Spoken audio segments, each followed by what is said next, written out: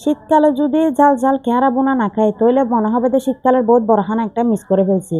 তো এই জন্য নিয়ে আসছি আজকে ঝাল ঝাল কেঁড়া বোনার রেসিপি। পুরো রেসিপি আপনাদের সাথে শেয়ার করব, আশা করি ভালো লাগিব। তো চেহারা দেখে বুঝতে পারতেছেন কেঁড়াটা কত মজা হয়েছে। পুরো রেসিপি দেখলে আপনারা বুঝতে পারবেন কত সহজ রান্না করা। হ্যালো এভরিওয়ান, আসসালামু আলাইকুম। আপনারা কেন আছেন? আমরাও গম আছি। তো এখানে আমি জেতা জেতা কেঁড়া নিয়ে আসছি। কেঁড়া বেকন হাত পা সরাই সরাই হাঁটতে আছে। তো এখন কি করব, আমি কেঁড়া কিন্তু ডালার থেকে নামি নামি যাচ্ছে, এগুলাকে তুলতে তুলতে আমার 2 ঘন্টা সময় নষ্ট হয়ে গেছে। আমার ছেলেরা এগুলাকে বলতেছে না কাটতে, এখন কাটতে তো হবে, এগুলো না কাটলে রানবো কেমনে। তো এদিকে তুলতেছে এদিকে চলে যাচ্ছে। বুঝতে পারতেছেন কেঁড়াগুলা কতটা ফ্রেশ। তো এই ফ্রেশ কেঁড়াগুলা কিন্তু বোনা করতে বহুত বেশি মজা হয়, কিন্তু ফ্রেশ এটা তো বড় কথা না, এটা একটু পরেই আমাকে অনেক সাজা দিবে, ভিডিওতে দেখলে বুঝতে পারবেন। তো এখানে যেগুলার হাত পা ছাড়ানো আছে এগুলা কিন্তু এত বেশি হাঁটাহাঁটি করতেছে বলার বাইরে। তো সাজাটা এখন থেকে শুরু হবে। এই কেঁড়াগুলা কুটতে যাই আমার জীবনে যত কেঁড়া কুটছি আজকে সবচেয়ে বেশি কষ্ট হয়েছে। তো কেঁড়াগুলো আনছি 220 টাকা করে, সরি 200 টাকা, 220 টাকা বলছিল, 200 টাকা দিয়ে নিছি। এখন মূল কথা হচ্ছে এই কেঁড়াটা কুটতে যাইয়ে আমার এমন অবস্থা হয়েছে, বোধ কম ধর আজকের ভিডিওটা দেখলে বোধ যেন মনে করবে যে আমি নোয়া কেঁড়া কুটনি আসছি, কিন্তু আমি বহুত প্রফেশনাল কেঁড়া হইনি। আজকের কেঁড়া করতে যাইয়ে মানে এমন একটা অবস্থা হয়ে গেছে আমার, এত বেশি ফ্রেশ এত তাজা ছিল, মানে এগুলো ওই কুসাগুলা নেওয়া যাচ্ছিল না। তো এন্ড কিন্তু ডিমও হয়েছে আবার, আর হচ্ছে যে ডিমগুলো দিয়ে দিতে আমার থেকে কিন্তু এগুলো আবার শখ লাগে। আমি বলতেছি দিব না, কথা দিতে হবে। তো আমি কি করছি, রান্না করার সময় দিব না দিব এটা হচ্ছে আমার ব্যাপার, এখন এত কথা বাড়াবাড়ি করে লাভ নাই। তো কেঁড়া কিনতেছে, আরো মজার একটা ঘটনা ঘটছে। এটা হচ্ছে যে কেঁড়া যখন কিনতেছে এখানে একটা হিন্দু দিদি দাঁড়াইছিল।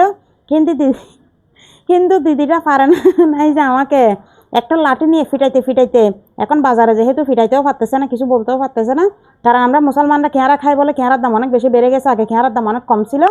তো কেঁড়া এখন বহুত কষ্ট করে কুটছি, কুটার পর এখানে ভালো করে হলুদ লবণ দিয়ে ধুয়ে টুয়ে নিছি।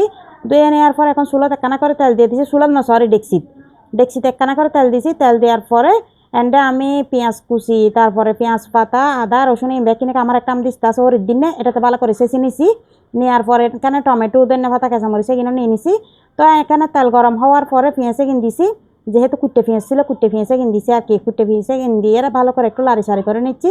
লাড়াচাড়া করার পরে এন্ডে দিছি দিয়ে আবার পেঁয়াজ পাতা আদা তারপরে রসুন যেগুলো চেঁচি রাখছি এগুলা।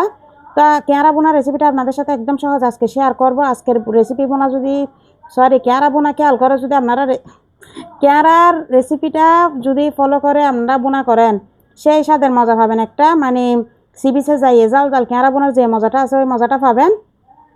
তো এখানে আমি টমেটো কিনে দিছি, কারণ এটা হবে একদম লুসাইনে মরিচে এই জন্য মরিচ হলুদ এগুলা দিয়ে দিচ্ছি। মরিচটা আরও বেশি করে দিতাম, এটা আমি রাঁধুনি মরিচ দিয়ে রাঁধতাম, রাঁধুনি মরিচ তো অতিরিক্ত জাল হয়, কিন্তু রাঁধুনি মরিচ দিলে আমার গুঁড়ো ভুয়াটা খাইতে পারবে না। গুঁড়ো ভুয়া মানে আয়াত, ও কেঁড়া বহুত বেশি পছন্দ করে, ও বলছে যে কেঁড়া আনার জন্য ওর কথা রাখতে আছে, কেঁড়া আনছি দি এখন বেশি মরিচ দিলেও খাইতে পারবে না, তখন আমার বেশি কষ্ট লাগবে। তো কষ্ট হমানোর জন্য জাল কম দিয়ে কেঁড়া রান্না করতেছি।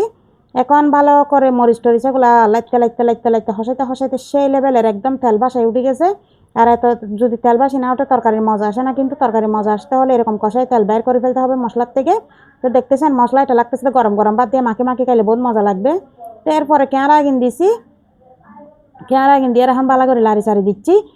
তো এই কেঁড়া বোনা কে কে পছন্দ করেন আমাকে অবশ্যই কমেন্টে জানাবেন।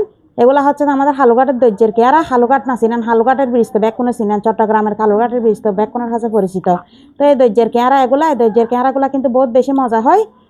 আরবের আব্বু কিন্তু বড় কেঁড়া সাথে ছোটো কেঁড়াগুলা বেশি পছন্দ করে। আমাদের ঘরে কিন্তু প্রতি মাসে 2-3 বার করে কেঁড়া খাওয়া হয়, কারণ এত বেশি পছন্দ করে কেঁড়া বলার বাইরে, সবাই পছন্দ করে আমাদের ঘরে।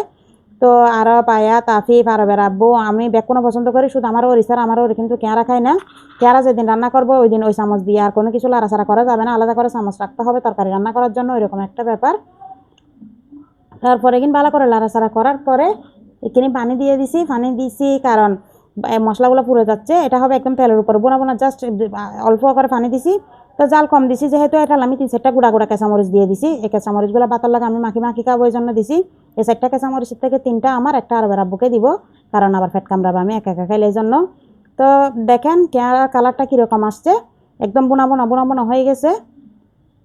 এই কেঁড়াটা কিন্তু অসম্ভব মজা হয়। তো আপনারাও এই রেসিপি ফলো করে রান্না করবেন, বহুত মজা পাবেন আপনারাও।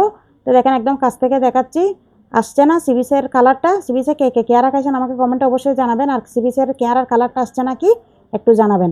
এই কেয়ারাগুলো নাকি বেশি মজা হয় বড় কেয়ারার সাথে। আপনারা জেনে থাকলে আমাকে একটু জানাইয়েন। আমার কাছে তবে এটার সাথে বড় কেয়ারাটা মজা লাগে, কিন্তু জামাইরা আর কি বলবো, জামাই যেটা আনে এটাই তো খাইতে হয়, তাই না, যেহেতু আমি ঘরের বউ। আচ্ছা, তো এটা কানা করে দেশি ধনিয়া পাতা দিয়ে দিছি। দেশি ধনিয়া পাতা দেওয়ার পরে আর একটু করে চুলায় রেখে কিছুক্ষণ রেখে তারপরে নামাই ফেলবো। ও সেই ভয়েস ওভার দিচ্ছে, আমার মুখ দিয়ে বহুত লেস্য পড়ে গেছে, কিন্তু লেস্য কিনা আবার ডুব গিলে গিলে খাই ফেলছি। তো আর কি হইতাম, আবার তো বাথাই তো মনে হয় এখন। আচ্ছা, তো এই রেসিপি ফলো করবেন। ফলো করার পর আমি এখন ভাত নিয়ে বসে থাকছি। এই দেখেন কেয়ারা, ও সেই স্বাদ, এত স্বাদ কেন, বহুত মজা। সবাই ভালো থাকবেন, সুস্থ থাকবেন। আল্লাহ।